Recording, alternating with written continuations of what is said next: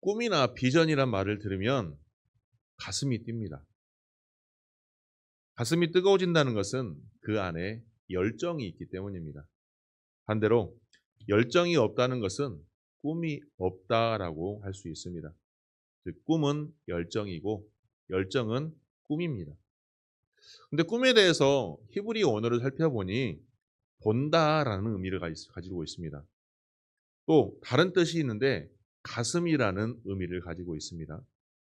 본다와 가슴이라는 의미는 히브리 원어에서는 같은 의미이지만 우리나라 말에서는 다른 의미입니다. 그런데 보는 것도 앞에서 보는 것이고 가슴도 앞쪽에 있기 때문에 히브리에서는 그렇게 생각하고 있는 것 같기도 합니다. 그런데 보는 것은 눈으로만 보는 것이 아니라 가슴으로도 볼 수 있습니다. 보이기 때문에 가슴이 뜨거워지는 것입니다. 가슴이 뜨거워지기 때문에 열정을 가질 수 있고 그 열정을 바라보며 소망 가운데 나아갈 수 있습니다. 꿈이 있는 사람은 그 꿈을 향한 그 열정을 가지고 나아갑니다. 꿈을 바라보며 어떠한 어려움과 난관이 있더라도 그 꿈이 있기 때문에 열정을 가지고 포기하지 않고 나아갈 수가 있는 것입니다. 그런데 많은 사람들이 그 꿈을 자신의 욕망, 자신의 하고 싶어 하는 것들로 착각하는 경우가 있습니다. 자신의 욕심과 욕망, 근사하게 표현하면 야망인데 이것을 꿈으로 삼는 경우가 세상의 다반사입니다. 하지만 우리 그리스도인들은 이러한 열정이 달라야 합니다. 세상 사람들처럼 그러한 열정을 품기보다 그 열정도 거듭나야 한다는 것입니다. 내 자신의 욕심을 이루기 위한 열정을 가지고 사는 것이 아니라 내 힘으로 내 욕심으로 살아왔던 지난날의 삶에서 하나님의 뜻을 이루는 그 열정으로 거듭나야 한다는 것입니다. 그것이 바로 주님을 향한 열정이 되는 것입니다. 나의 욕심, 나의 꿈을 이루기 위함이 아니라 하나님의 꿈을 꾸고 그 꿈을 이루기 위한 열정을 품고 살아가는 사람이 바로 그리스도인인 것입니다. 그것이 바로 거듭난 열정이며 거듭난 꿈입니다. 하나님께서는 우리가 그 열정 중에 첫 번째로 예배의 열정을 가지기를 소망합니다. 왜냐하면 하나님의 열정이 있는 곳이 무엇보다 예배이기 때문입니다. 하나님께서는 우리의 예배를 통해서 영광 받기를 원하시고 또 예배를 통해 우리 가운데 임재하시기를 원하십니다. 그 임재하신 하나님께서 하나님의 마음이 오늘 우리 가운데 있기를 소망하시는 것입니다. 그래서 예배를 통하여 우리가 그 하나님의 마음을 알고 하나님의 열정을 품기를 원한다는 것입니다. 그래서 하나님께서는 여전히 지금까지도 예배자를 찾고 계십니다. 우리를 향하신 하나님의 마음은 우리가 하나님의 예배자가 되는 것입니다. 그래서 우리가 하나님을 예배하는 열정, 그리고 하나님을 사랑하는 열정, 그리고 하나님께 헌신하는 열정이 있는 사람들이 되기를 하나님께서는 원하신다는 것입니다. 우리가 하나님의 마음을 알고 하나님의 열정을 품는 자들이 되기를 간절히 소망합니다. 하나님의 마음을 아는 자들은 바로 예배에 열정이 있습니다.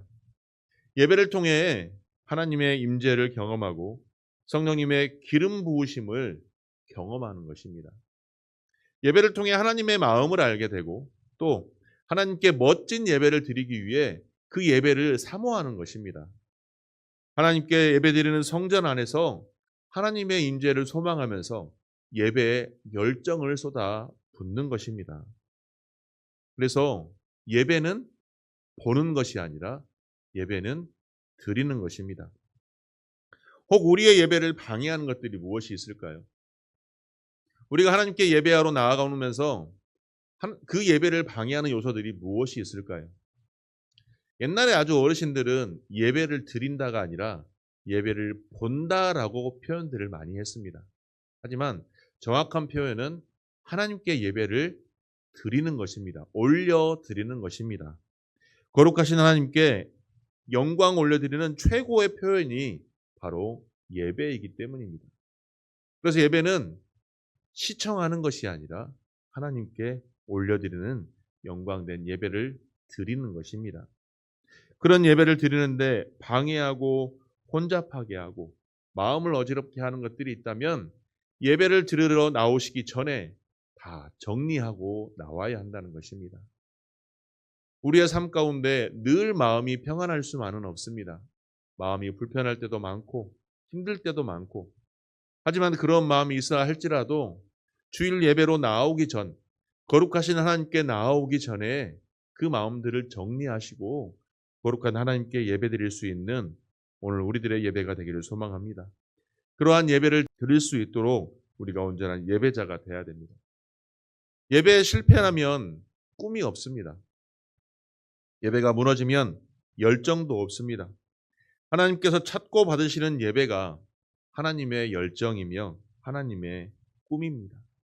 그러한 하나님의 꿈인 예배를 온전하게 드릴 수 있는, 영과 진리로 기쁨의 예배를 드릴 수 있는 우리 바른길 교회의 모든 성도님들이 되시기를 간절히 소망합니다. 교회에 대한 열정이 있어야 합니다.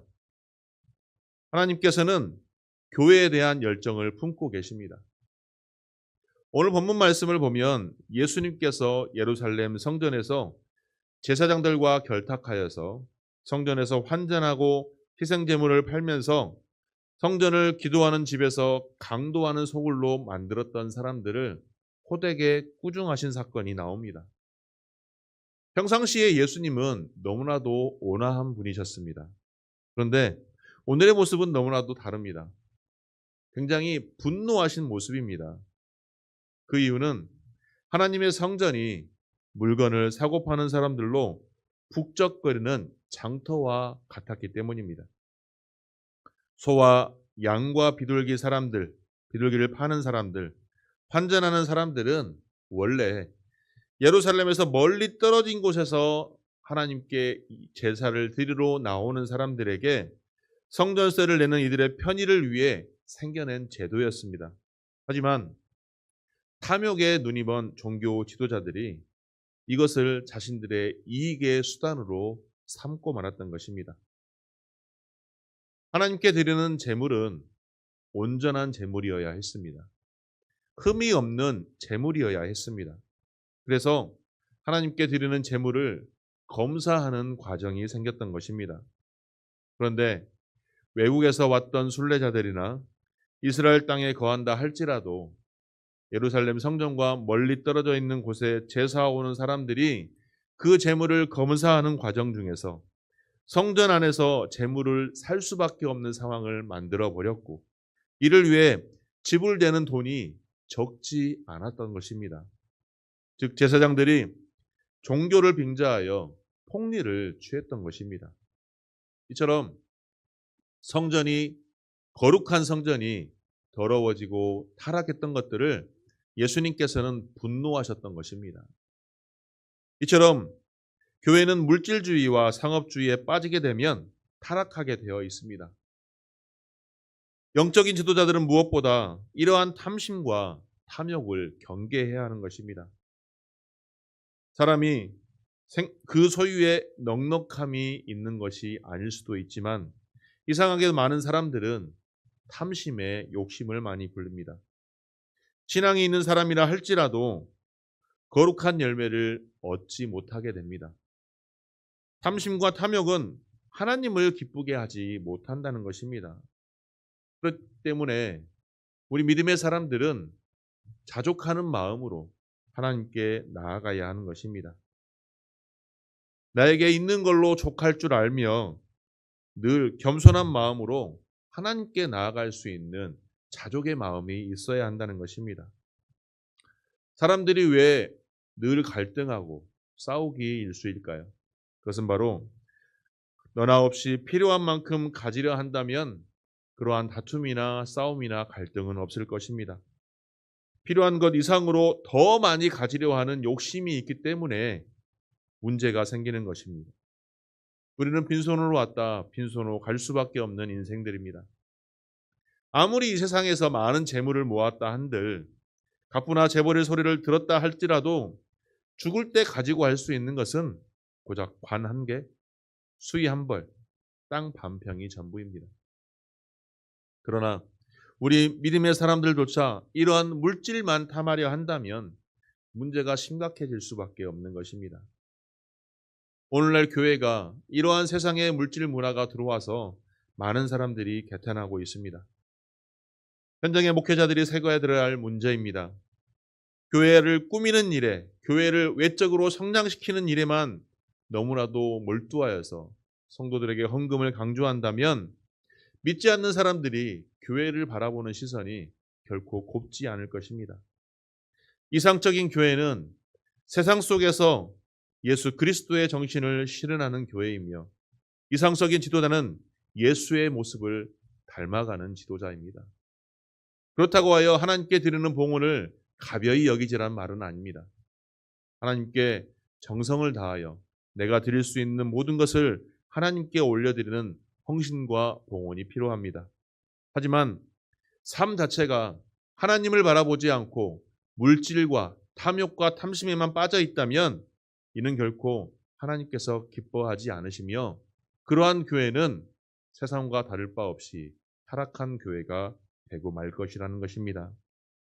교회가 교회다워져야 하며 성도가 성도다워져야 합니다. 영적인 지도자들은 이와 같은 성도들이 세워질 수 있도록 힘써야 하는 것이며 이를 위해 먼저 영적인 지도자들이 바로 나를 비우는 일에 선행을 되어야 합니다.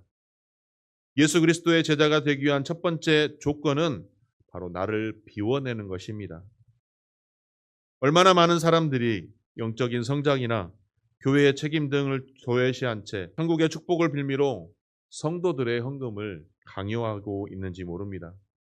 교회와 목회자는 이러한 물질주의와 상업주의를 벗어나서 온전한 하나님께서 기뻐하시는 교회로 세워가기 위해 힘쓰고 노력해야 합니다. 왜냐하면 교회는 주님께서 거룩한 핏값을 주고 세운 공동체이기입니다. 교회의 주인이신 주님께서 거룩하신 몸으로 교회가 세워지기를 원하시고 계시기 때문입니다. 이 땅 가운데 하나님의 나라를 세워가며 우리들의 교회를 통하여 하나님의 뜻을 이루기를 원한다는 것입니다. 하나님의 뜻을 이루기 위한 교회가 그러한 물질주의와 상업주의에 빠져서야 되겠습니까? 이미 교회가 세상의 물질 문화가 많이 들어와 있어서 많이 어지럽고 많이 힘들어가는 상황 속에 있습니다. 오늘날 교회는 너무나도 많아지고 대형화되어 가고 있지만 영적인 상태는 너무나도 죄악 가운데 무너져 가고 있는 실태인 것입니다. 엘리야는 갈멜산에서 바알과 아세라 선지자들 650명과 대결을 하기에 앞서서 제일 먼저 한 일이 바로 제단을 세웠던 일입니다. 한국교회의 무너진 제단을 이제는 다시 재건축해야 합니다. 이 무너진 제단을 다시 세우기 위한 것이 바로 교회를 향한 하나님의 열정입니다. 그 하나님의 열정을 가진 사람들이 해야 될 사명이 바로 교회를 다시 온전하게 세워야 하는 것입니다. 그렇게 하기 위해서 오늘 나에게는 무너진 제단이 없는지 나를 살펴봐야 합니다. 하나님의 열정을 품고 하나님의 열정을 가지고 하나님의 꿈을 가지고 교회를 다시 세워가야 하는 것입니다. 지역사회를 세워가야 하며 한국교회를 다시 세워가야 합니다. 기도의 제단을 다시 세우고 예배의 제단을 다시 세우고 말씀의 제단을 다시 세워가야 합니다. 거룩과 순결한 제단을 다시 세우고 겸손과 순종의 제단을 다시 세워야 하는 것입니다. 나를 부인하고 나를 드리는 헌신의 제단을 다시 세워가야 하는 것입니다. 그것이 바로 교회가 살아갈 수 있는 것이며 내가 살아갈 수 있는 길입니다. 그래야만 이 마지막 때에 하나님께서 원하시는 하나님의 나라를 완성할 수 있는 것입니다. 교회를 향한 하나님의 열정은 교회를 향한 눈물의 기도입니다. 주인 노릇하는 것이 결코 아니라는 것입니다. 겸손함으로 섬기고 나를 부인하며 내 목소리를 내고 내 의를 드러내는 것이 아니라 교회를 향한 하나님의 뜻을 이뤄갈 수 있는 것이 바로 하나님께서 교회를 향한 열정이라는 사실을 기억하시고 하나님의 뜻을 이루고 바른 복음을 전하는 우리 바른길 교회로 온전히 세워지기를 간절히 소망합니다. 세 번째로 한 영혼에 대한 열정을 가지고 있어야 합니다.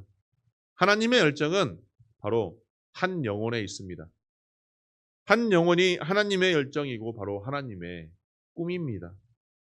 천하보다 귀한 그 한 영혼을 구원하시기 위해 예수 그리스도는 십자가에서 피 흘리셨습니다. 이 땅에 가난하고 소외되고 고통받는 자들을 위한 긍휼의 마음이 바로 하나님의 마음이라는 것입니다. 그 긍휼의 마음이 오늘 우리에게 있어야 합니다.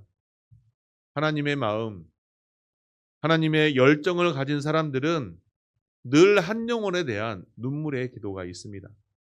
한 영혼을 품고 기도하고 그 영혼을 위해 기도하는 열정이 우리 가운데 있어야 한다는 것입니다. 그 열정이 그 영혼을 구원하고 그 영혼을 치유하고 살게 하고 변화시킵니다. 이 땅 가운데 가난하고 소외된 많은 사람들이 우리가 믿음의 사람들이 그들을 돕지 않고 그들을 위해 기도하지 않는다면 왜 이 땅이 우리를 먼저 하나님께서 믿음의 백성으로 세우셨겠습니까? 우리가 먼저 손 내밀고 그들에게 다가가서 그들을 돕고 섬겨야 하는 것입니다.